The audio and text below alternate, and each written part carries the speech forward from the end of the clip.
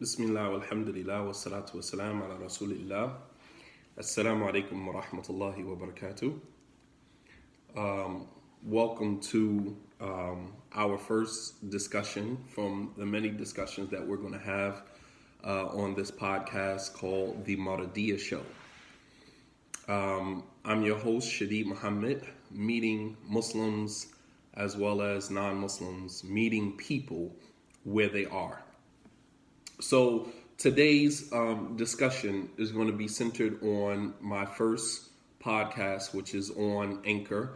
If you look on Anchor and you find the Mardiyah Show, you will find that the first episode is the 5 stages of marriage. So that's the first episode. So I posted that yesterday. A lot of you guys have listened to it. And so today, inshallah ta'ala, we're going to jump into some of the discussions, some of the, the issues that were mentioned. So I chose 5. I chose 5 that I thought that were, very important issues that we're going to deal with, that I'm going to touch on. If you guys listen to the podcast yourself and there were some very important issues that you think that we need to discuss more about, then you can mention those, inshallah. Moving forward, probably my next podcast is going to be on Wednesday, inshallah. I'm still working. My computer is right here, still trying to figure out this YouTube live situation. For some reason, it's not working. Mine is not working. I don't know what's going on. This is the second time that I tried to do this. And it does not seem to be working for me. So I'll get that figured out. By Wednesday, inshallah, I'll have it all figured out, bi'idhnillah. All right? So the first thing that I wanted to address today is something that I mentioned in the podcast, the 5 stages of marriage. And that is co-parenting with a stranger. All right. So the thing is that let me get through the 5 that I'm going to mention. What you guys can do is you can either shoot me an email, because I have my other phone recording here. So you guys can either shoot me an email, or you can, find a way to get the question to me, either Facebook or Instagram, or you can send it directly to my email, imamshadeedmuhammad@gmail.com. And once I'm done with the 5 that I'm dealing with, I'll go back and I'll check before I begin dealing with some of the things that you guys mentioned. And now this is not a lecture, so I don't want to keep talking for the whole time that we have, all right? I want you guys to chime in. I wish that there was, I actually have Zoom. I'm really thinking about opening up my Zoom. And for those of you who want to, live chat, my fear is that it may be too many people. And so Zoom may only allow a certain amount of people. And that's because I would like to engage you guys. I would like to see you, engage you, hear you. With Periscope and all of these other apps, we're kind of limited in terms of our interaction. All right. Yes, imamshadeedmuhammad@gmail.com with 2 E's, inshallah. So I have my other phone here, so I can just go on my email and check periodically to see if you guys have sent in any questions. So if you post anything right now, I'm horrible at multitasking, so I'm not going to be able to get to it if you post it now. So let me deal with the 5 things that I picked out. And then if you guys listen to the podcast and there were other things that you believe that should be addressed or, should be mentioned, then we'll get to that. All right. All right. So the first thing that I picked out that I wanted to deal with was co-parenting with a complete stranger. In the podcast, the 5 stages of marriage, I mentioned that a lot of times in the Muslim community, we marry so quickly. We get married so quickly. From the time that we meet each other to the time that we get married, it's a very, very short period of time. All right. And obviously at the beginning of, any meeting, everybody is wearing a mask. Everybody has on their game face. Everybody's bringing their A game to the to the sit down table, and everybody's on their best behavior. And we don't give ourselves enough time to get to know the person. And then once we rush through the sit down process, I just received the email just yesterday where a sister said, the brother was, rushing her through the sit down process or whatever the case, right? Rushing her through the sit down process. And then finally she marries him, after being pressured so much and rushed so much. And really realizing at the end of that you didn't really know the person. You didn't really know the person. You didn't get a chance to see them in their element. So what ends up happening is that we rush through the marriage process. We hurry up and get married. And obviously that is from shaitan. Make no mistake about that. The Prophet ﷺ said, Al-ajala min ash-shaytan, that hastiness is from shaitan. Hastiness is from shaitan. All right. The only thing that we should be hasty in doing is obeying Allah subhanahu wa ta'ala. And while a person may say, well, marriage is something that we should hasten to do, no, it is not, because there are a lot of variables. There are a lot of components to marriage. This is somebody that you're talking about spending the rest of your life with. This is not, like I just want to be married to you for the next 6 months, or I want to be married to you for the next 2 or 3 years. This is someone that you want to spend the rest of your life with. Don't you think that should, take, like, don't you think you should take your time with that? And nobody's saying that you should drag it out into a year or 2 years. I'm not saying that.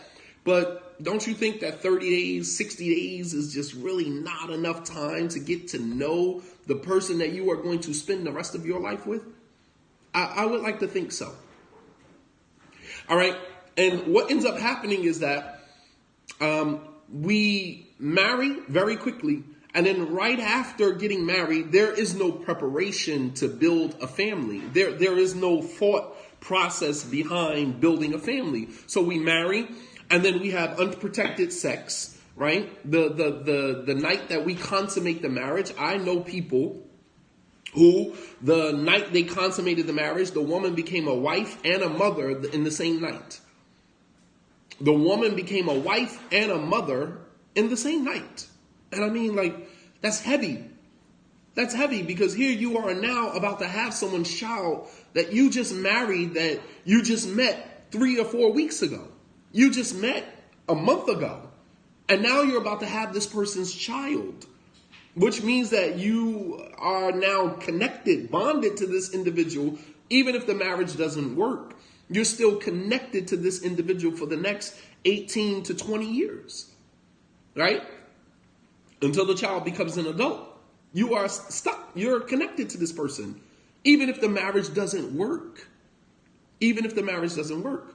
And, that's heavy, man. That's heavy. And so now the marriage crumbles, all right? Fast forward, 2-3 years down the line, marriage crumbles, and the two, husband and wife separate. And now, they have to co-parent. But you are co-parenting with someone who is a complete stranger because you have yet to see them in their element. You don't see them in their element. You got pregnant the same night you got married. And now you have to co-parent with this person for the next 18 years. And those, brothers and sisters and, people who are not Muslim who, may have made this mistake as well, better than anyone how daunting that is and how toxic that can be, because once you have the child, or once that woman has your child, and you begin to see a whole different side of them. You saw them as a husband or a wife for the first couple of weeks you were married. You never got a chance to see them as a parent. And while some people may make good spouses, right? They're horrible parents. Some people may make good spouses. They're horrible parents. But you never got a chance to see them in that element. Right? And obviously I'm speaking for people who, don't have children, people who got married, right? People who got married and, didn't have any children.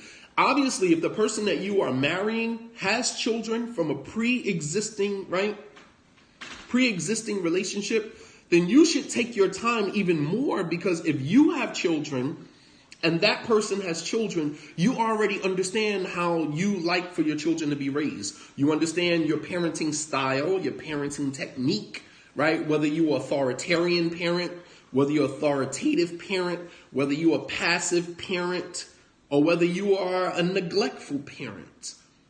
Whatever your style of parenting is, you know how you want your children to be raised. So that would mean that if you are marrying someone who has children themselves, that you would kind of pump the brakes a little bit and watch how they parent, so you can make sure that their parenting style is in sync with your parenting style. Because if it's not, guess what? That is just another layer of obstacles that is going to hinder you and your spouse from reaching marital bliss. I'm telling you. And it's like, for some reason, we don't think like that in the Muslim community. It's like those things don't cross our minds. It's like, how are you, a woman with children, marrying a man who has children from a previous relationship, right? And you don't take the time out to monitor his parenting style, to see how he parents with his children. Is he a neglectful parent? Is he a passive parent? Is he, an authoritative parent? Is he an authoritarian, tyrannical parent? You need to monitor that. And the same thing with the brothers. Because essentially, you are putting your child potentially in harm's way. Because let's say you are a passive parent. All right? You set rules for your children, but you don't follow up on those rules. Kid can, kind of come and go as they please. You're a passive parent. And there's some people, especially a lot of women who, experience divorce. They are very passive parents a lot of times because they're trying to overcompensate for the divorce. All right. You divorced the children's father, or you separated from the children's father. So there's some guilt, there's some shame, there's emotions. And I'm not saying anything is wrong with that. But what I am saying is that sometimes when you separate from the child's father, as a woman, you start to feel these emotions, guilt, shame, embarrassment. You start to overcompensate for that with your children by being very lax, very, passive, and kind of letting them get away with things because you are overcompensating for your feelings of guilt, shame, and embarrassment. You feel guilty that you separated those children from their father. All right. And you shouldn't feel guilty, because if the marriage was not working, if the marriage was toxic, then you were actually doing your children a favor. All right. You were actually doing your children a favor. All right. But some parents, they're passive parents, either because their parents were passive. And so they're, as parents themselves, they begin to become extensions of their parents' parenting. You guys follow me? So passive parenting can happen for a number of reasons. It's not just because of divorce. It could just be because that's just who you are. You're a passive person, and your passive parenting is just an extension of your personality. Or you were raised by passive parents or authoritarian parents, meaning you set rules, but you don't explain to the children the rules. It's like, do as I say, right? Do what I say and don't question me. That's a authoritarian parent. So if you as a woman or a man have children and you are a passive parent with your children, and then you marry someone who is an authoritarian, right? That's going to be problems. It's going to be problematic. It's going to be problematic because you are now inviting someone into the life of your child that is the polar opposite of the way that you have been raising your child. And it can create trauma for the child, for yourself. And I mean, in the Islamic community, it's like this is the norm. You get these brothers who come in, believing that they're representing the Sunnah, hardcore Sunnah, Sunni, Salafi, whatever the case may be. And he believes in his mind that I represent authority. I represent, boundaries, and I'm going to come in and I'm going to put my wife and her passive parenting, children, I'm going to put them on the Sunnah, right? And what you end up doing is making those children hate Islam. Yeah. You end up making those children hate Islam. They hate the religion because of you. All right? And that's not to say that an authoritarian and a passive, two polar opposites, cannot meet in the middle somewhere and find the perfect balance for themselves and their children. But that takes a level of consciousness. That takes a level of awareness. We have to be aware, actually, of our parenting styles.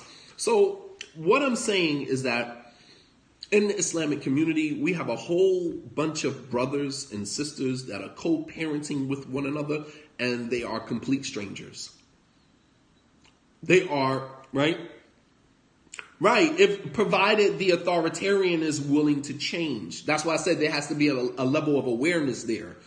And maybe not the authoritarian. That's the extreme. Maybe the authoritative. All right. The authoritative parent is the one who sets boundaries, sets rules in the home for the children, and then follows up on those rules by explaining to the children why, by not necessarily letting them get away, by, giving them punishments that are fitting or befitting the crimes or the infractions of the children. That is the authoritative parent.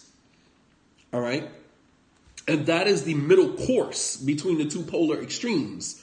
Right? That is the middle course. And we should, as Muslims, we should always opt for the middle course, right? That should always be, our trajectory. It should always be the middle course. All right. So all I'm saying is that, co-parenting with complete strangers has made life for many Muslims very toxic. Am I telling any lies here? Is anybody that disagrees with what I'm saying? All right. I mean, this is what it is. So what I'm saying is that, number one, take your time. There's a difference between marrying someone and marrying them for you. Like both of you, are past the stage or phase in your life where you want children. So now all you have to focus on is that person being in your life. But if you are marrying someone and you are looking forward to having children with that person, then you might want to, if he or she, neither one of them has any children, then they might want to discuss parenting styles ahead of time. If they have children, then they should be even more cautious and, pursuing marriage with each other, understanding that they have children from previous situations. And I want to make sure that I am parenting with someone that I understand you as a parent. So let me just say this, brothers and sisters who have children, and most of us do, most of us that have children, if you are looking for marriage right now in your life, if right now in this time that you are looking for marriage, you should not be looking just for a husband or just for a wife. You're also looking for a parent, a co-parent.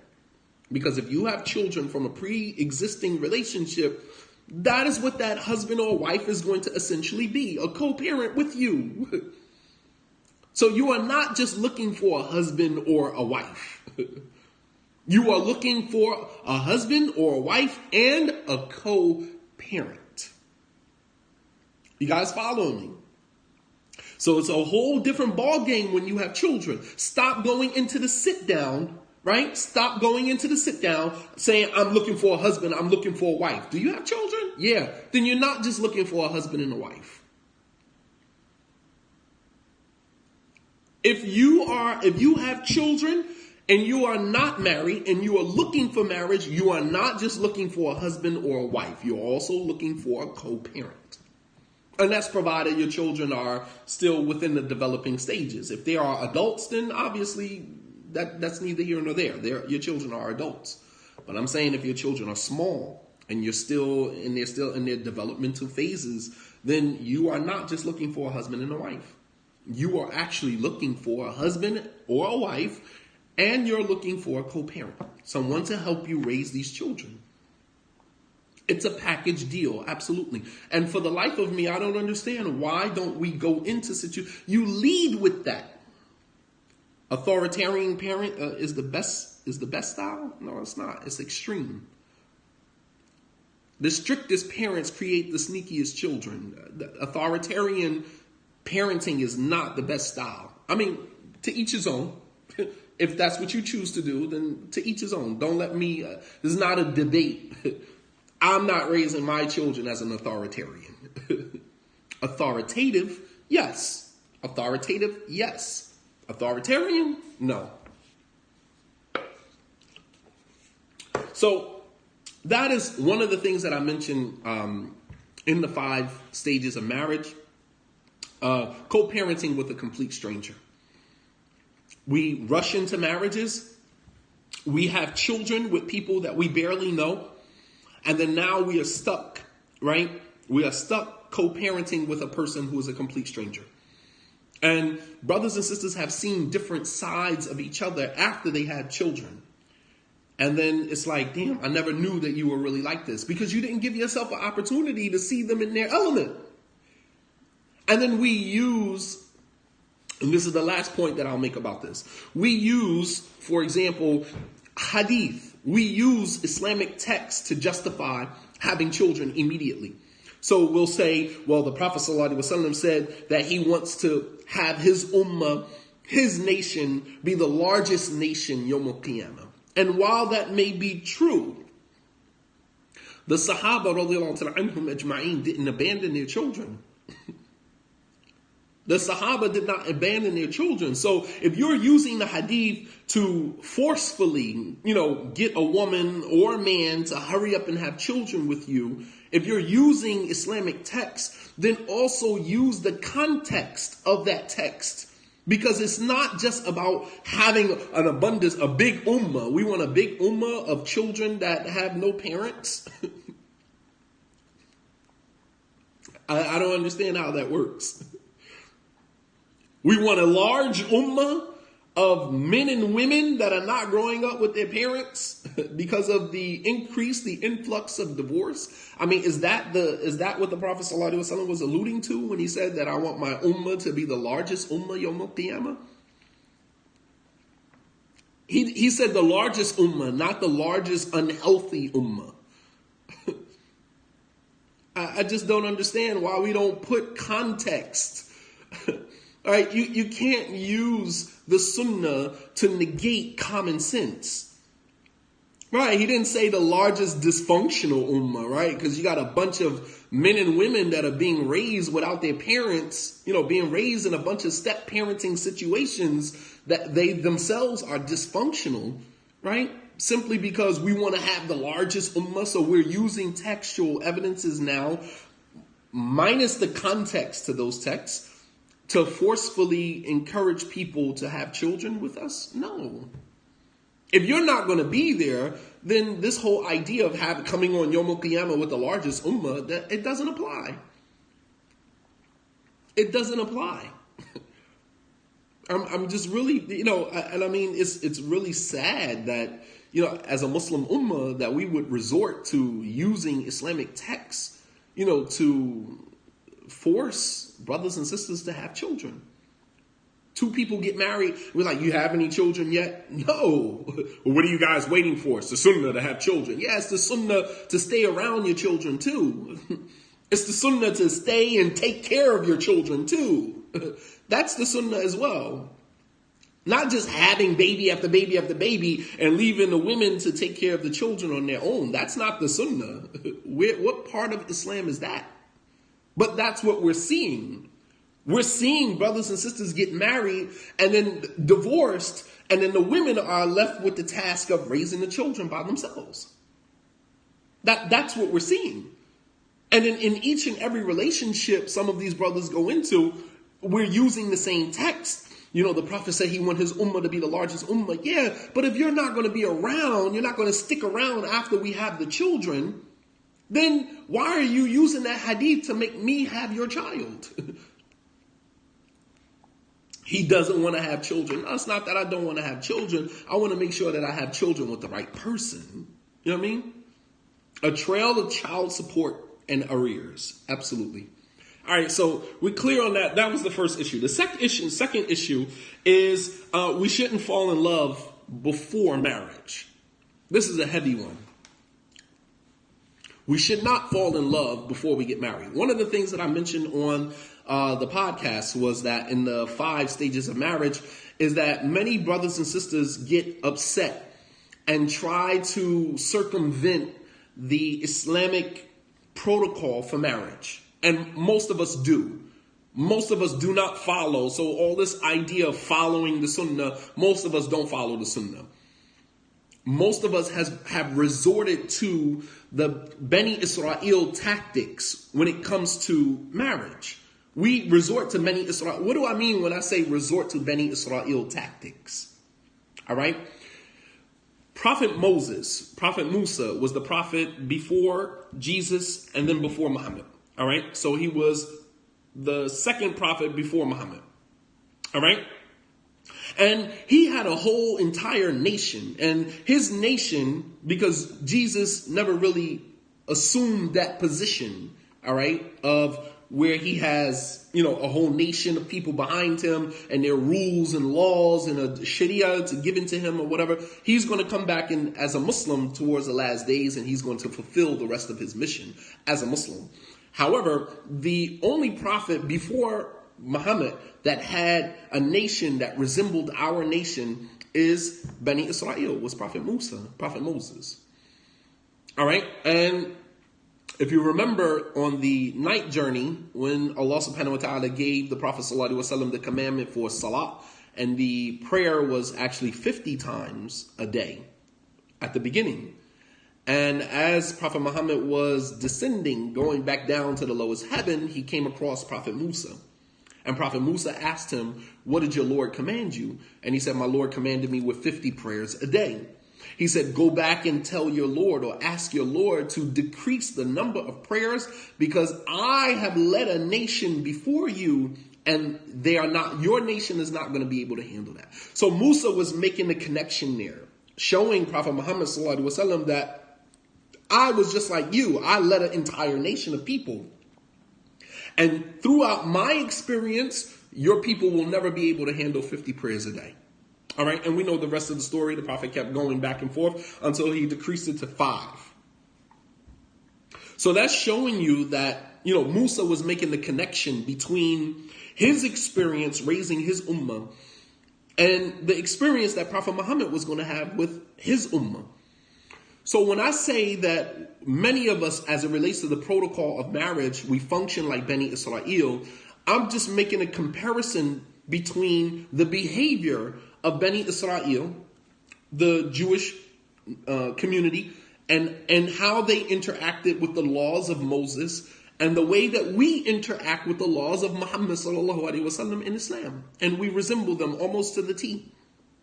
So here we have in Islam all of these different protocols, right? That there has to be a wali, there has to be a male guardian for the woman. There has to be a marriage contract.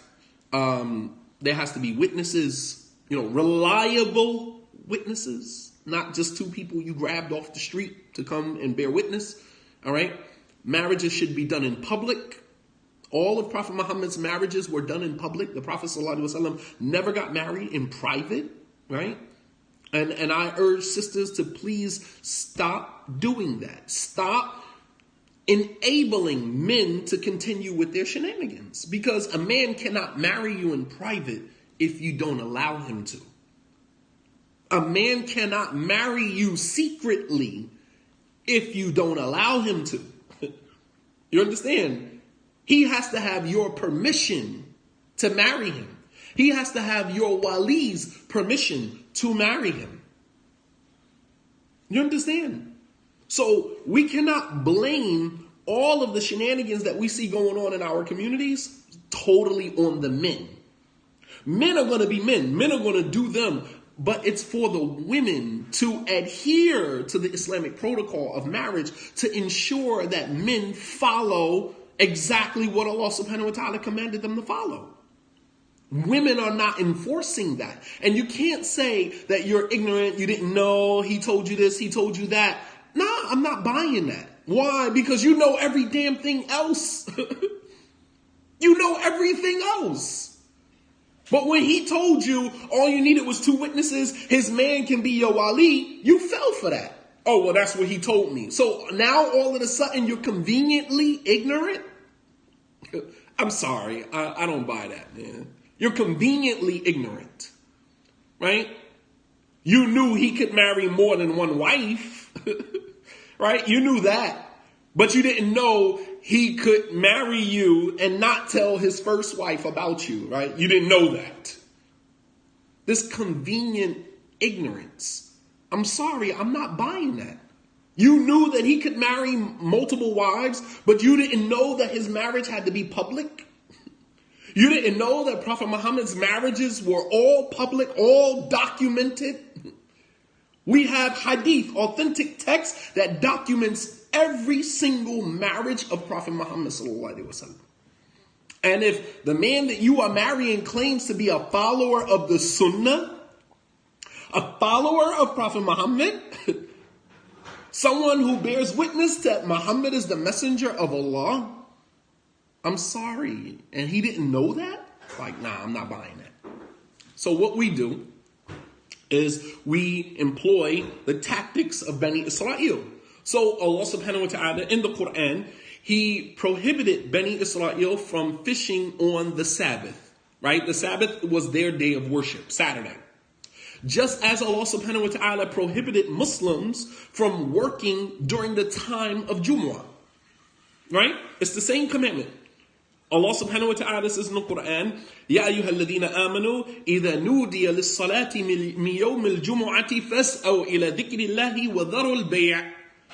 Allah says, O you who believe, when the call is made on the day of Jumu'ah, fas'aw ila dhikrillah, hasten, rush to the remembrance of Allah, wa dharul bay', and leave off all buying and selling and trading. Leave off business.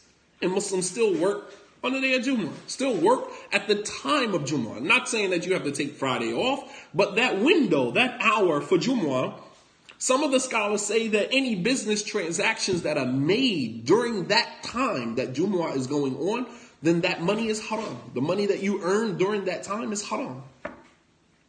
Absolutely. The money is haram. Why? Because you are working at a time that it is prohibited for you to work. Then Allah says, فَإِذَا قُضِيَتِ الصَّلَاةُ فَانْتَشِرُوا فِي الْأَرْضِ وَابْتَغُوا مِنْ فَضْلِ اللَّهِ.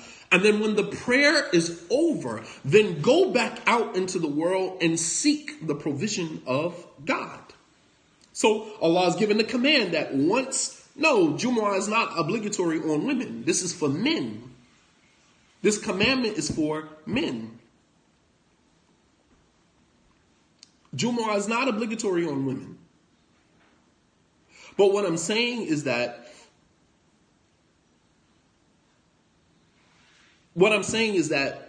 the same commandment for Bani Israel not to fish on the Sabbath is the same commandment that was given to Prophet Muhammad sallallahu alaihi wasallam for the Muslim men not to do business during the time of Jumu'ah. All right, so what did Bani Israel do? So the commandment is that we should not fish on the Sabbath. Okay, cool. God said don't fish on the Sabbath, right? So what we'll do is we'll go put our net in the water on Friday, and we'll allow our net to catch the fish for us. And then we'll go collect the fish on Sunday. And then we'll say, well, we didn't fish on the Sabbath, right? We didn't fish on the Sabbath, actually, right? But what you did was you circumvented the command of God. So what we'll do in the Muslim community is we know that the Muslim woman is supposed to have a wali, right? And her wali should be a Muslim male family member. And even if she does not have a Muslim male family member, because as converts to Islam living in this country, many of us do not have the luxury of having a Muslim male family member. In addition to the fact that many of us do not have sound, effective Islamic leadership. So the Muslim woman who walks into an imam's office, lonely, by herself, new convert, no Muslim male family relatives, and to have this imam who is a complete stranger, whose job description is basically to be an employee of an organization called a masjid. He doesn't really give a damn about your well-being, quiet as kept. She becomes ultimate prey. There you go. You walk into an imam's office, and I don't care whether it's in the African American community or in a foreign, community. It doesn't matter. It happens all over the place. Stop making it seem like as African Americans, our dysfunction is an anomaly. It's not. It's not. This stuff goes on everywhere, in every community. Any woman who is a convert to Islam and she walks into an imam's office, has no Muslim male relatives, no, men in her family that are Muslim, if you present yourself as a sheep, you attract wolves. And so the imam, rather than looking out for your well-being, may in fact be, desirous of you. He may want to marry you. Or he may think that you might be a good look for his boy or his man, his homie. Or he'll take your application and tuck it away somewhere because maybe he feels you are not attractive and none of the brothers in the community will want you. So you're neglected on that end on so many levels. So I would say, as I said before, even if you don't have a Muslim male relative, don't ever walk into an imam's office by yourself. Go get your father. Even if your father's a non-Muslim, he still loves you. He still cares about you. He still cares more about you than the imam's office that you're walking into. Because the imam is a complete stranger to you. He doesn't know you. We're not functioning during the time of the Prophet ﷺ where, there's this overwhelming sense of responsibility before God. We don't function like that in this day and time. There's no sense of responsibility before God in the upper echelons of Islamic leadership. I'm sorry, it doesn't work like that. You are a complete stranger. I don't know you. Like we live in a time today where we only give salams to people that we know. Right or wrong. We only give the greeting of salam to people that we know. How in the world do you think you're going to walk into an imam's office and the imam is supposed to look at you like he looks at his own daughter? Nah, where they do that at? Where does that happen at? The imam sees you, a complete stranger, walking into his office as he sees his own daughter? And he's going to take on making sure you are protected in the community, making sure you get married, making sure you are educated the same way he would with his own daughter? Please. Nah. Walk into that office, go to your non-Muslim father because he still loves you more than any man on this planet. There's no man, that's not realistic. There's no man in this world that loves his daughter more than his father, which is why, Islamically, if a woman remarries, the daughter automatically goes to her father. You understand? Islamically, when a woman remarries, the daughter automatically goes to her father. Because there's no man on the face of this earth that loves his daughter, that will love and guard and protect his daughter like her biological father. In many instances, because we know sometimes biological fathers can be dysfunctional. I'm not saying that emphatically. Obviously, there are exceptions to the rule. You understand? But Islamically, if a woman remarries, she divorces the father, she remarries, the daughter automatically goes to her father. Because no man loves and protects and guards his daughter like his father. And that's provided he's not dysfunctional in one way or another, right? In a normal instance, right? So I'm saying to you, sister, as a new convert, Do not walk into any imam's office, nobody's office, and make somebody believe that you have no male guardians in your family. There are people that love you. They may not be Muslim, but they damn sure love you. And they love you pretty much more than the person that you are going to seek counsel with, the person you are going to seek help from. That's what I'm saying. If you decide that, no, that's not the truth, Muslims, mashallah, we all love each other. You live in la la land. If that's what you want to do, you can take the blue pill, and you can take the red pill, and you can go back to sleep and wake up in your normal land. Or you can take the blue pill, and I'll show you how deep the rabbit hole goes. Your choice. You can live in La La Land, or Kumbaya, we're all one ummah, we're all, Islam is this and Islam. Yeah, Islam is perfect. It's a perfect system. Muslims are the ones that are not. Islam is perfect. Nothing wrong with Islam. It's the Muslims that are the problem.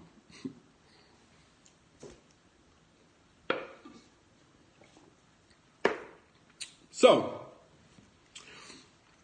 this is why, Islamically, you should have a wali so that you do not invest more of your emotions into a situation before you marry the person. All right? You should not invest your emotions into a situation before you marry the person. If you allow yourself to fall in love first, and then you marry the person, you're setting yourself up for failure. How? How? Because if you fall in love first, right, you become compromised. When you are in love, especially for women, when you are in love, your ability to see things as they are have been compromised. You've compromised your judgment. You've clouded your vision. You can't see things when you are in love. You overlook a lot of things. You understand? Rose-colored glasses, absolutely. This is why we don't fall in love first. See, with non-Muslims, they got the blueprint backwards. And we think that when we look at non-Muslims, we're like, well, they lived together for 2 or 3 years and they finally got married. But, and that's a roll of the dice. Because that doesn't always work either.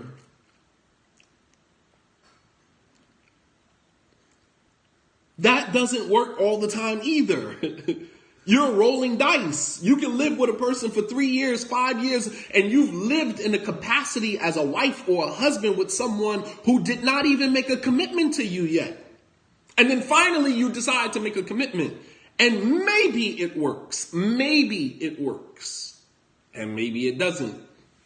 But you've just invested 6, 7, 8 years of your life into a relationship with someone who made you no commitment. If a man really loves you, if a woman really loves you, they're going to commit to you. They're going to commit. They're going to commit to you. And I don't need 7 years of your life to make a commitment to you. Right. You're giving wife or husband privileges to somebody who is just, someone who's a girlfriend or boyfriend. How many women are ready for marriage at the beginning of that relationship, ready for marriage, and gotta wait 7, 8, 9, 10 years for the man to decide, all right, I'm ready to make a commitment. So the whole time she's ready for the commitment. He's not ready for a commitment, but you're still committed to him, or you're still committed to her in a capacity that they don't actually deserve. They don't deserve that. And so Muslims, we look at this situation, we look at the non-Muslim situation, and we like, oh, they got it all figured out. So we begin to do the same thing. How many Muslims have had sexual relations, premarital sexual relations with individuals because under the guise of you want to try it out first? So let me get this straight. You want to try it out first, right? And I've heard people use the car analogy. You know, you want to try the car out before you drive it off the lot, and all of these different analogies to justify a behavior that is unbecoming of anyone who has any inkling of God consciousness. So you want to risk going to paradise on trying out whether or not someone's sex is worth staying with them or not. And the sex, what happens now when the sex is actually good? Sex is great, but his personality is horrible. His etiquettes, his mannerisms, horrible. His sense of humor, her sense of humor, horrible. You want to try it out first. But in the process of you trying it out, you are jeopardizing, your paradise. You're jeopardizing your relationship with God. You're jeopardizing your faith. The Prophet ﷺ said that when the person commits fornication, خَرَجَ مِنْهُ إِيمَانُ, that his iman leaves him. وَكَانَ فَوْقِهِ كَالظُّلَّ, and it hovers over him like a cloud. Because you have done something so egregious, you have done something so horrible that your iman has to leave you and hover over top of you until you stop committing the act. Your faith has to exit your body completely. You understand? Your iman, you have done something so horrible that in the Islamic tradition, your iman has to leave you completely until you stop committing that sin, and then your iman returns back to you. That's how horrible. And so you want to, under the guise of trying it out. I just believe, me personally, I believe, Muslims who say things like this, it's just a testament to where they are spiritually, or where they're not spiritually. All right. And it's really sad that you would have a Muslim who says they believe in Allah in the last day, and that their sole purpose in life is to serve God, and their final destination is to get to paradise. It's really sad to have someone who says they believe in all of those things utter a comment like, I need to test it out first before, And provided if you're not satisfied with the sex, after the marriage, and make no mistake about it, the sex is not physical. The sex is more mental and psychological than it is physical. Statistically. Which is why a woman can enact an orgasm without even being touched. Because it's psychological, it's mental. The biggest sex organ in the body is what? Please, someone help me. It's not your private part. The biggest sex organ in the body is what? Your brain. Thank you. Your brain.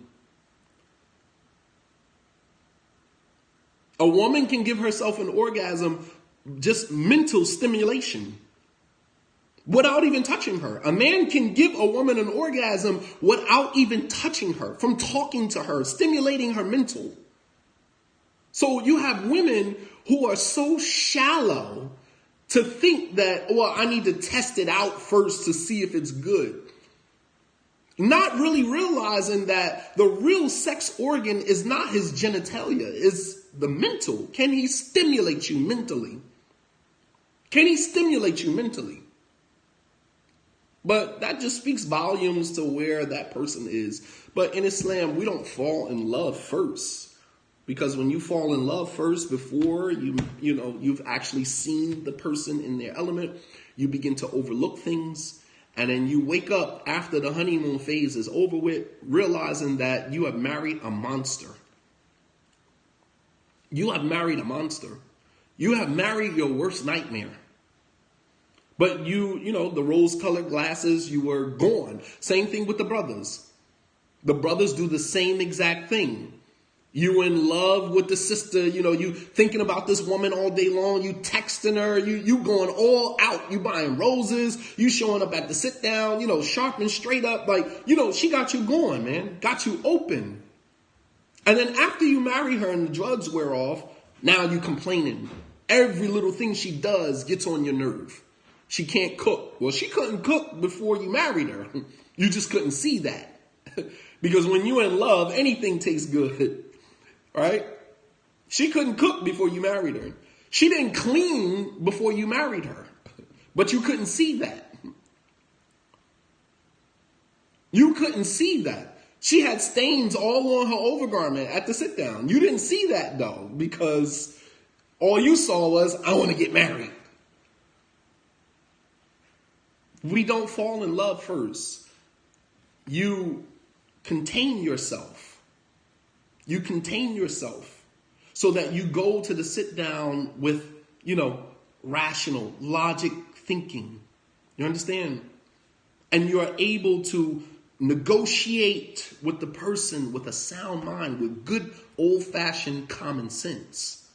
You get to negotiate with the person. You are negotiating your needs. You're negotiating, your expectations. It's a business. Yes. It's a business. You are negotiating your expectations. That is what you are doing when you go to the table for a sit down. You are going to negotiate your demands, your requests, and your expectations of the person. You understand? That is what it's a negotiation. But if you are emotionally compromised, you can't negotiate. Which is why the Prophet ﷺ said that if you are angry, that it is haram for a judge to rule in a situation while he is angry. Which is why the divorce that is pronounced when the man is extremely angry, it doesn't count. Why? Because you are compromised. You're compromised emotionally. So anything that you do while you are emotionally compromised, Islamically, is null and void. Islamically, it's not going to count. Why? Because you weren't in your right frame of mind. You follow me? If a man is extremely angry to the point where he doesn't realize what he's saying, the gravity of what he's saying, if he pronounces divorce on his wife in that situation, Islamically does not count. Obviously, Ibn al-Qayyim broke down anger into 3 categories. And we're talking about the most extreme form of anger, where the person doesn't even recall saying it, doesn't even realize what he's doing. In that instance, it doesn't count. The divorce doesn't count. Why? Because the person is emotionally compromised. The Prophet ﷺ said, "La yaqdi al-qadi wa huwa ghadban," that the judge should not rule in a situation while he is angry, because you're emotionally compromised. And therefore, you should not sign a marriage contract when you are in love.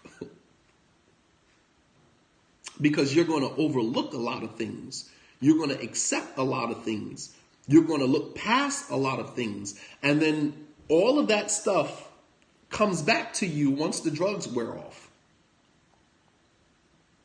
Once the dopamine, the oxytocin, once all of those drugs wear off, right? After the honeymoon phase is over with, and the mask comes off of your spouse, and you now begin to see them in their element as they are, you're going to kick yourself in the behind.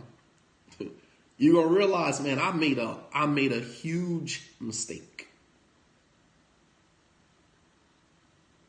Right? You're looking like, who in the world did I marry, man?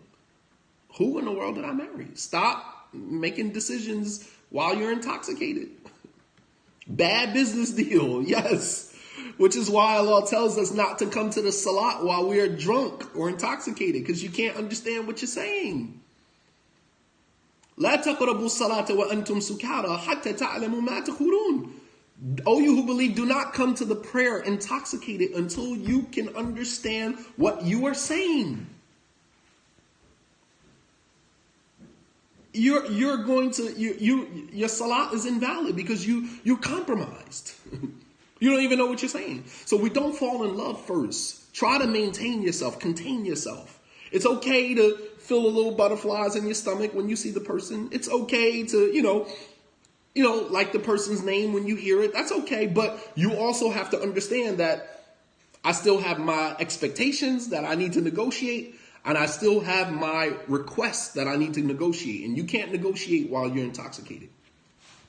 Stop going into marriages while you are intoxicated. Stop trying to negotiate while you're intoxicated. Simple. Avoid personal calls, texts, alone time. And we keep saying this over and over and over again, and the brothers and sisters just don't listen. Don't listen. And this is how we end up with, I'm just really curious at how a Muslim ends up pregnant with another Muslim and they're not married. How did that happen?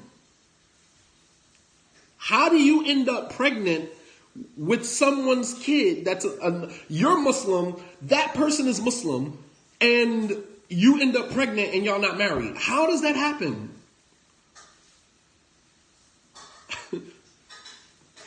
How? And then you go and you marry on the premise that I done already committed zina with this person. How long is that going to last? You married each other because you committed adultery? Because you committed fornication?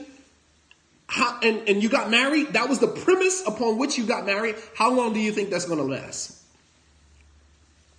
How long do you think that's going to last? It's just, you're delusional. Allah is not going to put any barakah, any blessing into anything that is done outside of the boundaries of what he legislated. There's no barakah in that.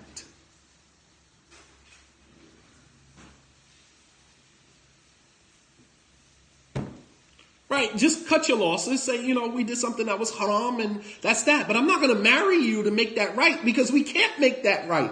There is no making that right. You know what makes that right? Tawbah, repentance. Repentance is the only thing that makes that right. Marrying the person does not make it right.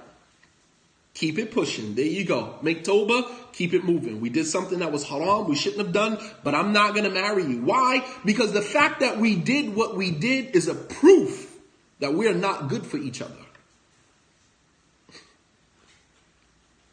I pray that there's no children involved with that. But if in fact you did this with someone, then just cut your losses and use the fact that you've now decided to not marry the person. Use that as part of your tawbah. Use that as part of your repentance.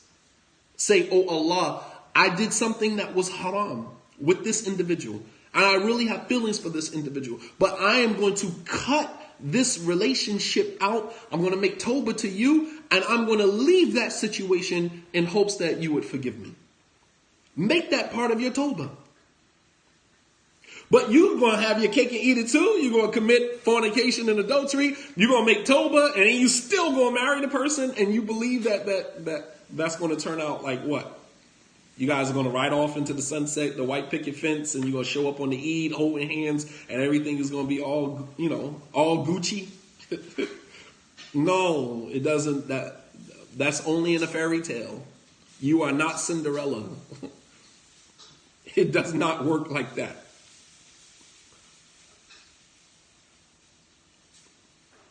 Right? Leave the sin and leave the person that's associated with the sin in hopes that Allah subhanahu wa ta'ala will forgive you for the sin. Yeah. But you have some people who are going to continue, they're going to push it. We're going to make tawbah, we're going to go to the masjid, and we're going to get married. MashaAllah. Okay. Let me know how that works out for you, man. Let me know how that works out for you. Yeah. Okay. Number 3. The power struggle. All right, almost done. Number 3, power struggle. All right, what do I mean by power struggle? In some relationships, in some marriages, there's a power struggle where the man or the woman wants to remain who they are. They do not want to change. They don't want to change. Even though they see how their lack of change is affecting their marriage. They're not going to change. This is the way that I am. This is the way that I've always been. You'll hear people make these references to who they were and how they were raised. And basically, you should just accept it. Right? You're still trying to maintain your individuality in a situation that is plurality. You're in a plural situation. It's you and your spouse. It's not just you. You're trying to maintain your individuality in a situation that is, requires plurality. All right. And so what the person does is they force the other spouse to kind of meet them where they are. Meanwhile, they sit from a place of privilege. I'm not going to change. This is who I am. right? This is who I am. I'm not changing. You should have known that before you married me. This is the type of person that I am, right? You become a project. So now it forces the other spouse to kind of work twice as hard. Now, keep in mind, the other spouse has their own issues as well. But now they have to kind of like compromise with you because you are stonewalling and not willing to change. Build a bear. That's hilarious. Build a bear. That's funny. All right. So now it becomes a power struggle because now you're tired of this person being the way that they are. You need this person to change, and the person doesn't want to change. So there's this power struggle, right? So how do we get beyond this? How do we get the person to change?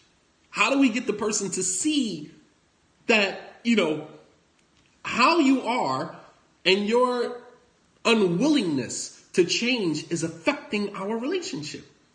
You are not in this relationship by yourself. This is not your relationship. It is our relationship.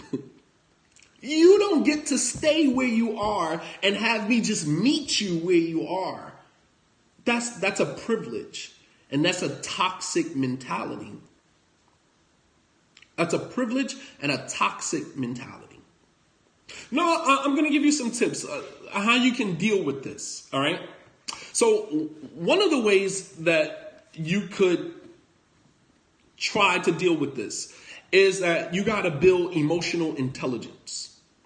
You have to build emotional intelligence where you have to begin to make the person become more emotionally in tune with the marriage. There's the physical part of the marriage, the husband providing, the woman, doing her share, her part. That's the physical surface of the marriage. And then beneath that surface, there's the emotion. There's the emotional availability. There is the emotional intelligence. All right, I talked before about the 5 love languages, being able to read your spouse's language and being in tune with, your spouse's emotional, cues. All right. That is the deeper level of the relationship. Some people are there, some people are not there, but you have to begin building emotional intelligence. You have to begin building emotional intelligence. Talking more about how this made you feel, how that made you feel. And the more and more you talk about it, the more and more, I wasn't always like that. I wasn't raised with my mother and my father. You know what I mean? Like, where did I learn this? You understand what I'm saying? Like, it's a process. It's a process. It doesn't happen overnight. But women, you guys can do a great job by helping your husband, helping your spouse to now become more in tune, more emotionally conscious and intelligent, aware. And we know when our wives are upset. We know when they are offended by something we say. We're not ignorant. We just don't care. In many instances, we don't care. But we know we're not just like emotionally unintelligent. We know when we've offended you. We know when we've done something wrong. Look at how we rush to try to physically fix the problem, right? We'll go buy roses. We'll take you out and buy you something. That's physical. That's physical. Emotionally would be to say, hey, I'm aware that I did this or I said this and that offended you. I'm sorry. I'm sorry that offended you. That is, now you're repairing the situation from the inside. Not going to do something from the outside, right?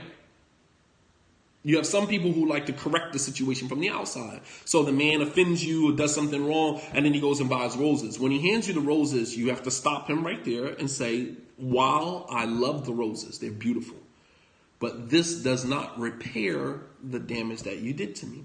What I need you to do is acknowledge the wrong that you did. And then give me the roses and then watch my response.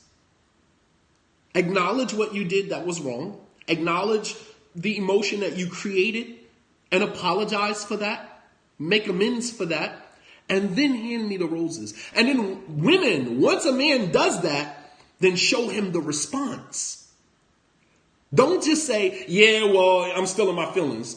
You can still be in your feelings, but you got to validate that. He at least went about it the right way. So show him what happens when he goes about it the right way. And then guess what's going to happen? He's going to make a pattern out of that. He's going to make a habit out of that. It becomes it becomes pathological. He'll continue. You understand? Positive reinforcements. But you have some women, even though the man apologized, even though he took you out, bought you some shoes, bought you a pocketbook, you still will not acknowledge. There you go. Acknowledge the effort. You won't acknowledge it. So what message are you sending to him? What message are you sending? That no matter what you do, you can never repair the damage that you... And it's like, come on, we're human. We're human. We're reparable. We're not broken down to our lowest molecule that we can't be fixed. Like training an animal. I don't know if I would use that reference, but yeah, somewhat what she said. Yeah, but I mean, it's a. You have to, you got a positive reinforcement. You got to let him know, okay, you followed the right protocol. And this is the response. I'm talking about infractions that are minor. I'm not talking about adultery. I'm not going to the deepest end of the highest level of infractions. That requires a whole different approach. I'm not talking about that. I'm talking about minor infractions. Telling you that he'll be home at 7 and he doesn't show up until 9, right? You understand? I'm talking about minor infractions. I'm not talking about you caught him cheating. That's something totally different. I don't understand like why our minds always go there. We go like to the deepest end of, you know what I mean? Like fornication and adultery is not something that I deal with on a regular basis. So my mind doesn't usually go there unless I have to. Right? Unless I'm trying to make a point. I'm dealing with minor infractions, right? So what about when he only wants to acknowledge physically but refuses to do so? I just gave you the blueprint. I just told you. When he does something physically, make the connection for him right there on the spot. He says, babe, I'm sorry. You know, he says, babe, come on, I'm going to take you to get a pocketbook. Or I'm going to take you to get some shoes. Or I'm going to take you out for dinner. While you guys are at dinner, explain to him that while I see you are trying to make up for what you did, and while the dinner is nice, while the restaurant is beautiful and I love it, it does very little for how you made me feel. So what I need you to do to put the icing on the cake is that, yes, we're here at dinner. You're trying to make up for it. But what I need you to do right now is to acknowledge my emotions, acknowledge how you feel, acknowledge how you made me feel. And take accountability for that. Because that's really all you want. Him taking you to dinner, buying you a pocketbook, doing something physical for you, that's just the icing on the cake. Don't take that without making him take responsibility for the emotion. You understand? Don't take one without making him accountable for the other. That's what I'm saying.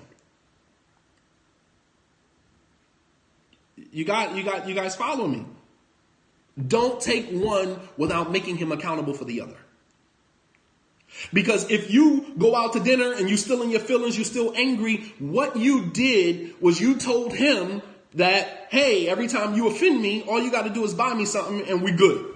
I'm going to still be in my feelings, but we're good. So now you are teaching him that the only way to make up for his wrongs is by doing something physical, financial, or doing something for you. So you're basically training him to continue disrespecting you. Don't take one without the other. No.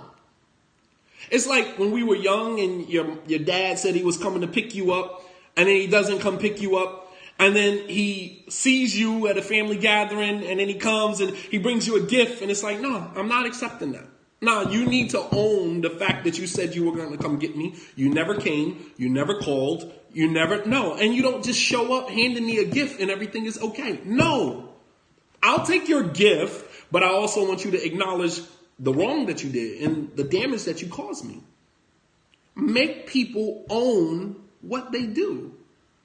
Don't take the gift without making them acknowledge the pain. You understand? You guys follow me? Does this make sense? I'm giving you guys free game. This stuff is free. And when I upload it to the podcast, there will be a button on there for sponsorship. Donate. If you believe that this information is pertinent, if you believe that this information is effective, you understand? Support that, right? So, it's on there, inshallah ta'ala. I'll highlight it again. I'll figure out how to make that. All right, so the power struggle. So number one is to make the person own, right? Make the person own. So we're talking about emotional intelligence. The person needs to become more emotionally intelligent. All right. The second thing is that change starts from the inside, not from the outside. All right. And this is for the men, because we believe that we can get a woman to change by forcing that from the outside. So I'm going to deny you sex. I'm going to stop coming home. I'm going to go to counseling and I'm going to use the counseling session to, bash you. I'm going to stop buying stuff for you. These are all external things. That is not going to foster real change. That is not going to foster, right, real change. What fosters real change is that it has to be motivated from the inside, not from the outside. Sometimes we threaten a woman with divorce. I'm going to divorce you. Well, this relationship is not working. Well, this situation, I think we should just go right. It fosters fear, number one, and we should not be putting people in fear. That's not our job. We fear God, not man, right? We fear God, not man. And no husband should make it his job or his duty to make his wife fear him. Whether fear him physically, fear him emotionally due to emotional neglect, fear him financially, all of these, man, and many instances in the Muslim community, the power dynamics is in the hands of the man simply because at any given point he can pronounce divorce. And it could be for the smallest little thing. It could be for the most minuscule thing, but it's in his hands. And that comes with a responsibility. Allah did not just give us that for us to abuse it because we want a woman to function the way that we want her to function in the marriage. It doesn't work like that.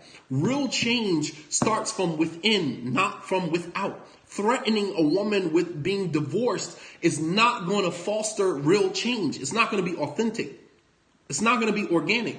She's only going to do it because she's in fear of being divorced. But the moment she's no longer in fear, right? Guess what's going to happen?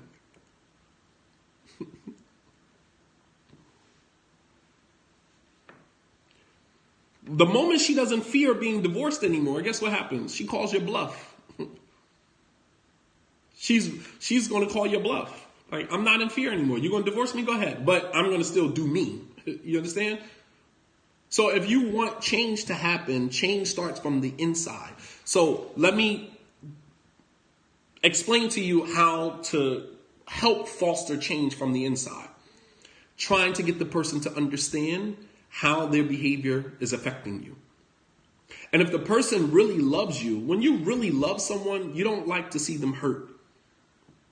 You don't like to see the person that you love hurt. You don't. And that's real love because you don't hurt the person that you love. You understand? You don't hurt the person that you love. So when you try to get the person to see, like, this is how your behavior is affecting me, you want them to now start taking accountability for themselves based upon the way that their actions, their behavior is affecting you. And that's where real change comes from because it's coming from the inside. The person feels horrible. Like, damn, I made you feel like that. Damn, I did that.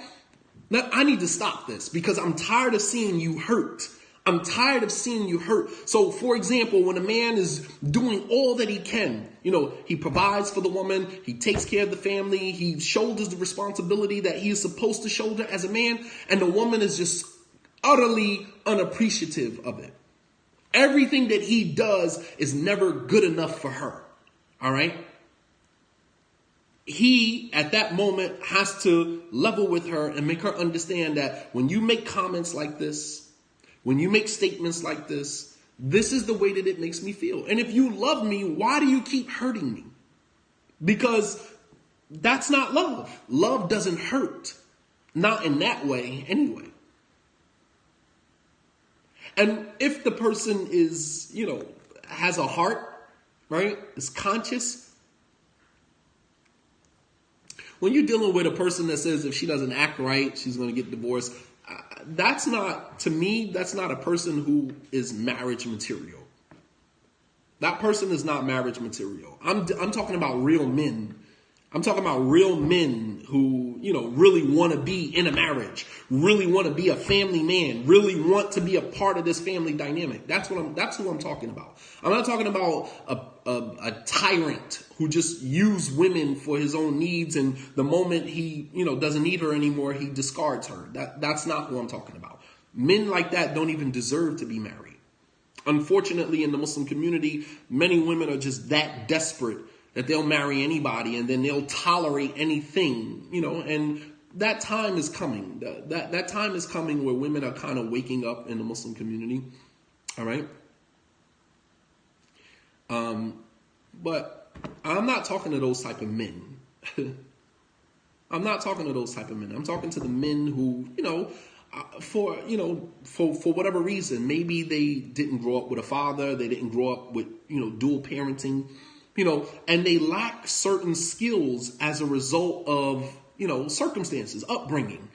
That and they're looking to get better. They're looking to enhance their skill set as a husband, as a father. You know what I mean? And there are many men out there that want to be better, want to do better. Those are the men that I am talking to. I'm not talking about the men who believe that they exploit women for their own purposes, for their own reasons, and they discard them when they no longer need them. That's not who I'm referring to. All right?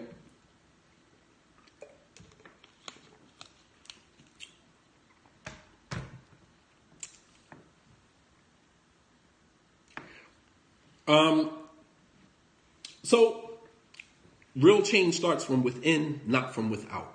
From internal motivation, not external threats, right? Number 4, focus on the action, not on the person. All right, I need to run through this really quickly because we're coming up on time. Focus on the action, not on the person. That was another thing that I mentioned in the podcast. What that means is that when a person offends you, all right, the thing that you focus on is the action that they did to offend you, not on the person. Don't make it a personal attack on the individual. And this is something for, men and women to understand. Husband and wife, boyfriend and girlfriend, if you're non-Muslims and you're listening, don't focus on the person, because when you make it a personal attack, the person's wall goes up and you're never going to get beyond that wall. And it just becomes a shouting match, an arguing match. And I don't know about you, but I don't have a lot of energy in me to argue. I'm not an argumentative person. I like to state what I need to state and I keep it moving. You know what I mean? Like, I hear you. I got you. I'm not incompetent. I understand what you're saying. I got you. Just because I don't agree with you doesn't mean that I don't hear you. All right? But I am not into the arguing and back and forth. All right? I seen a meme the other day. No adult works 40 hours a week and want to come home and argue. Nobody. You understand? I don't put the hours that I put in at work, especially as a teacher. I'm yelling at kids all day long. You think I want to come home and argue with my spouse? I don't have it. I don't have it in me. I'm going to state what I need to state. I hear you. I got you. I received your message. Roger that. And I'm going to keep it moving. You understand? But don't make it a personal attack on the individual. Remove the individual from the equation. So when you approach your spouse about something that they did that made you feel a certain type of way, this is what you do. You say, what you said or what you did made me feel like this. This is the way that it made me feel. Because ultimately, that's all you want. You want the feeling to be acknowledged and to be repaired. It's not a personal attack on your spouse. So remove them from the equation. Concentrate on the action, not the person. So don't say you are this or you are that, because that's a personal attack on the person. And what's the person's going to do? Anybody is going to do, they're going to defend themselves. Oh, you trying to say I'm stupid now? Oh, you trying to say I'm incompetent now? Oh, you trying to say I'm dumb? Oh, you trying to say this? No, I'm not saying any of that. I said what you said earlier, this is the way that it made me feel. Make him or her take responsibility for their action and take responsibility for how their action affected you. No personal attack on them. Let me just block this guy. You understand? So it's not about the person, because when you make it personal, you're never going to get to the bottom of it. Yeah, I got you. It's just, we in this for different reasons, obviously. But don't make it a personal attack on the person. Concentrate on the action. This is the way that you made me feel when you said this or you did that. The only thing the person can say at that point is, well, I'm sorry that it made you feel like that. That's not what I intended. That's not what I meant. I don't care what you intended or what you meant. I'm telling you that this is the way that it affected me. And then give the person the opportunity to acknowledge that, apologize for that. Done deal. Keep it moving. But when you try to break the person down, you make it a personal attack on the individual. Now you have a problem. Now you have an argument. Don't even focus so much on why he did it or why she did it, or I know why you said that. I'm not getting into why you did it. You have your reasons. It's not my job to open your chest up, look into your heart, and to see why you said it or why you did it. That's not my responsibility. The only thing I am responsible for is my emotions. How you made me feel. What about when your spouse continued to say, you made me do this mistake, or is that the same? No, nobody can make you do anything. And then I'm just giving you the tip of the iceberg, because actually, if you go deeper, you are not even actually responsible for the other person's feelings. You got to look at yourself, because sometimes we're triggered by something that our spouse did or said, and it's not even the other person's fault. It's your fault for being triggered. I have a book called Emotional Intelligence. I'll take a screenshot of it and I'll share it with you, right? Emotional intelligence. Your spouse may do or say something that may trigger you in a certain way. And then you rush to your spouse and make them take ownership for how you felt, when in fact, they didn't do anything wrong. They just triggered you. They don't know what your triggers are. They don't know what happened to you in the past that made you triggered by this statement or that statement. So it actually doesn't even become about your spouse. It becomes about you. If you were triggered a certain way because of something that your spouse did or said, is it your spouse's fault or your fault? It's your fault. Nobody can make you feel any way. Nobody can make you feel any way that you don't want to feel. If somebody did something or said something that triggered you a certain way, you have to look at yourself and ask yourself, why did that comment trigger you like this? Why did that comment? And that's a whole nother level. I really didn't even want to go there, because many of us we're not even at the first stage that I mentioned, let alone this. We're not even at the first level to be, emotionally intelligent and to start taking responsibility for our own emotions. Like, a person could say whatever they want to say to you. How they trigger you is your fault, not theirs. They can say whatever they want to say. Because there are certain people that say certain things to us and we brush it right off like it's nothing. And then there's certain people who can say the same exact thing and it triggers us a certain way. You understand? So it's not the words or the behavior that triggers us. It is us and our previous experiences with that person or that comment or that statement that is triggered. You understand? It's not your spouse's responsibility. I don't know what experiences you've had in the past. I'm just me, and I said what I said, right? And you were triggered by something that I said. And then you come and you make me take ownership for your emotions. I am not responsible for your emotions. You say, well, you said this, and this is the way it made me feel. Well, guess what? Was there something wrong with what I said, or is something wrong with the way that you felt? The way you were triggered by what I said? And that's not to say that no one is at fault when we make comments or make statements. Yeah, some things are inappropriate. Absolutely. Some things just don't need to be said. But the way that we are triggered is our responsibility. We can't make somebody else take ownership for our emotions. How do you make somebody else take ownership for your emotions? White people are famous for that. You can be sitting somewhere, right? I was just in the library the other day, right? And talking to my wife or whatever. White guy turns around and says, "We're in a library, lower your voices." And I said, well, the person standing on the left of you is talking. You didn't say anything to them. So it's not my voice that triggered you. Possibly my hue. Possibly my wife's hijab. You understand? Because the person sitting right next to you, they're talking as well. And they're closer to you than I am. And they're louder than I am. So why did you feel comfortable turning around asking me to lower my voice when the person sitting right next to you, you said nothing to them?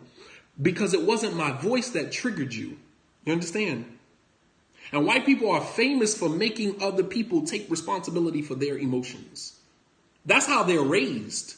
They're raised making other people take responsibility for their emotions. A cop is triggered, right? And he's going to take him being triggered out on this young black man or this young black woman because you're triggered. So now somebody else has to be accountable because of your emotional triggers, right? White people are famous for this. Black people, we suppress everything because that's our nature, right? We're sitting somewhere, white person is loud or whatever. We're not going to say nothing. We're going to whisper to one another like, "Dang, this dude mad loud, blah, blah, blah." But let a black person do that, and a white person is going to make you be responsible for how you are triggering them. Yeah, it's a whole thing. So all these podcasts and all these, emotional intelligence or whatever the case may be, they need to take a page out of their own book. And that's not all white people. I'm not, broad brushing it, but many white people, yeah. They make other people take responsibility for their emotions and their triggers.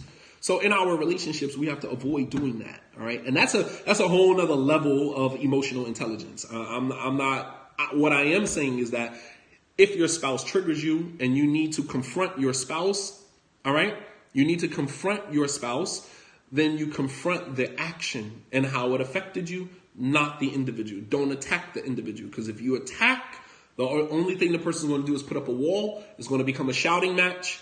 All right, you're going to throw darts at each other, point out each other's faults and mistakes. Well, you do the same thing. Well, what about when you do it, right? That's a dart match. I'm not getting into a dart match with you, right? We're not throwing darts. Well, you do this or you do that. That's childish. Like, some of us, I'm in my 40s. Like, I don't have the ability to throw darts at you. I'm sorry, right? Last one is something very important. I'm going to skip the last one, because some of you guys may have had some questions or whatever. So I'm gonna skip the last one, and I'll just mention it without explaining it. My last one was not arguing doesn't mean that everything is okay. Men have a tendency to believe that when a woman is not arguing, she's fine. She's fine. Everything is cool. I don't hear her mouth. Everything is good. And with women, with many women, is when you don't hear their mouth, you should be concerned. If she's not saying anything, then you should be concerned. So here again, this is the man logic versus women. Now my wife is staring at me, right? Right? When she's not saying anything, you should be worried. Men, we tend to think, well, she ain't saying nothing about it, so we're all good. And we walk around the house like, I'm fine. I'm sliding through like grease. I'm good. She didn't say anything. But believe it or not, if she's not saying something, you in trouble. Because what it's doing is it's festering. It's boiling. Right? She's just waiting for the right moment, the right trigger, the right situation, and she's coming for you. She's coming for your head. So what men need to do, what we need to do is that when we see that our wives are silent, right? And I know this from my mother, right? I know that my principal called home. I already know that. But when I get home, my mom is in the kitchen, right? And she's not saying anything. Quiet. It's an eerie silence. It's unusual. And then you go in your room, you're like, well, maybe the principal didn't call. Maybe my mom overlooked it. Maybe, she's in her merciful moment. And then you go in your room and then your mom comes in right behind you with the belt. And you're like, oh, right? She was just processing. She was just processing where to hit you, because it's all calculated, right? Where to hit you, how she's going to hit you, what she going to hit you with. Should I hit him with my hand? Should I hit him with a belt? Should I, she just calculating her moves. How she, is it the right time? Sometimes my mom used to be like, get out my face, because if I hit you right now, I'm going to hurt you, right? That doesn't mean that she's not going to hit you. That just means right now is not the time. But, or she might be waiting for you to do one more thing, right? One more thing to trigger her. And it's like, that's it. You understand? False hope. There you go. False hope. So, brothers, when you're married to women, they're just replicas of our mothers. Understand that they are extension. They still have the same emotions. They still have the same design and makeup. And many of them are mothers themselves. So when you look at your wife, understand that when you see that she's triggered by something, she's bothered by something, don't just assume that because she's not saying anything, everything is cool. No. Take the initiative. Even don't ask, is everything okay? Don't ask, don't say, is everything all right? Because she's going to be like, yeah, everything cool, everything all right. Because she's still processing that.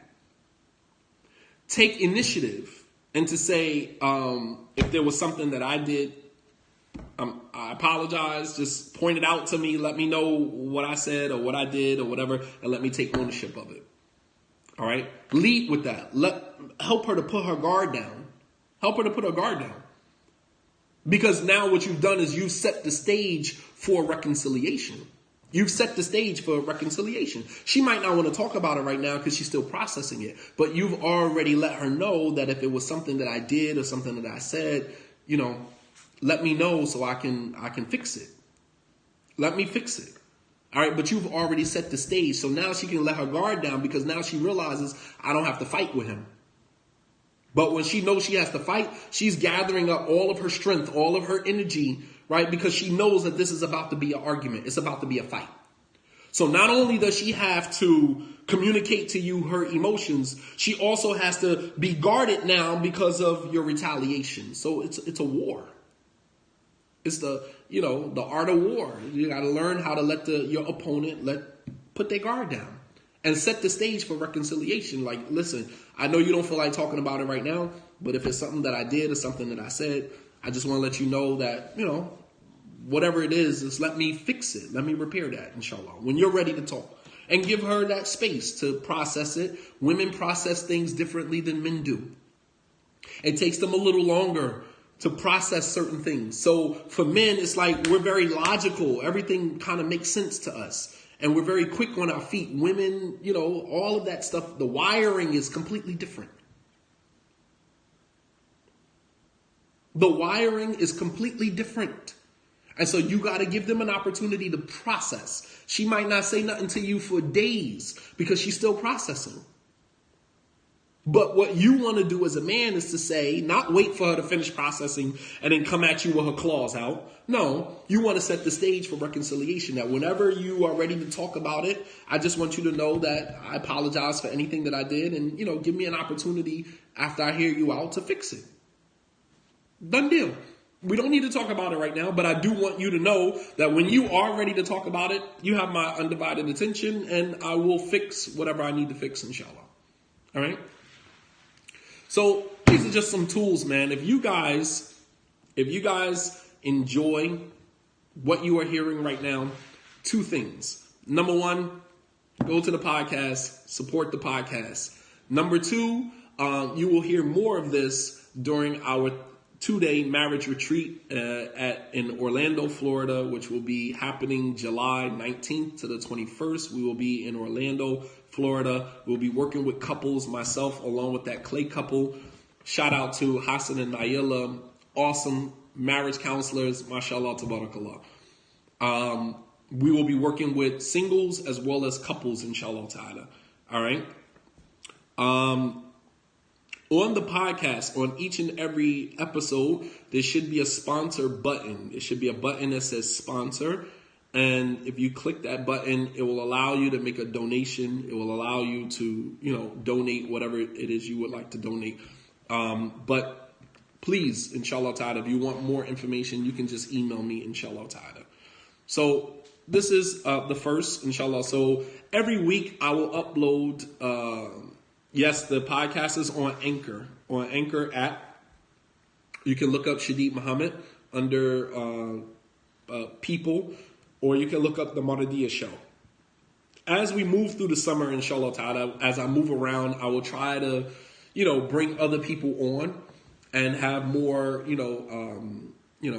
entertaining discussions, whether men, women, whether Muslim, non-Muslim, if you would like to be on a podcast, if you would like me to interview you, if you would like to sit down at a table and have a discussion, please reach out to me, man. I mean, this is not about celebrities. This is not about celebrity imams or, important people. I think everybody has their own individual perspective to bring to the table.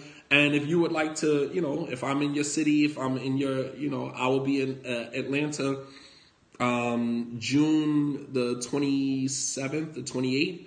I believe the last weekend in June, inshallah, I will be in Atlanta for 3 days, Friday, Saturday, and Sunday.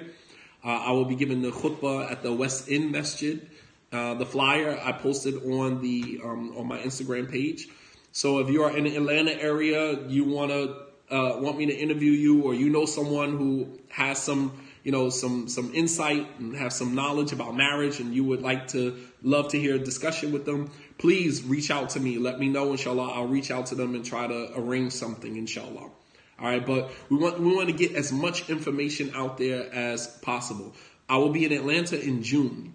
This will be the last weekend in June. The flyer is on my Instagram page, as well as my Facebook page. All right. I will be giving a khutbah at the West End Masjid, and I will be in a few places throughout that weekend. So please reach out, inshallah ta'ala. Jazakumullahu khair, and you guys have been great. Thanks for sharing. Inshallah ta'ala, until the next time. Assalamu alaikum wa rahmatullahi wa barakatuh. Wa fikum. Jazakallah khair, Sheikh Shamsuddin.